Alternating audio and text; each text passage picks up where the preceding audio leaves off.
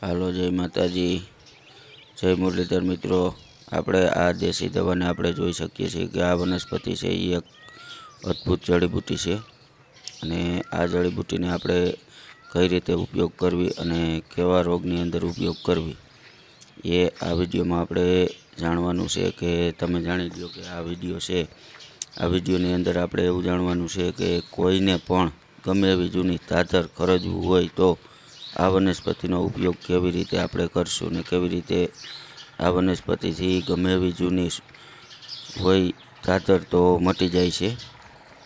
તો ચાલો હવે આપણે એ પણ જાણીએ કે કેવી રીતે આ તાતર આપણે મટી શકે, કે કોઈ પણ ખરજવું મટી જાય, ખંજવાર આવતી જૂની મટી જાય।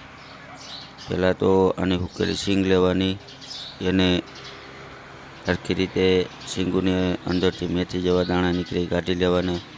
એ દાણાને આપણે તેલમાં તરવાના, કોઈ પણ તેલ હોય તેલમાં તરી અને એનો એક પેસ્ટ કરી લેવાનો તેલ સાથે, અને જ્યાં ખંજવાર આવતી હોય ત્યાં લગાડી દેવાથી ખંજવારમાં ઘણી રાહત થાય છે।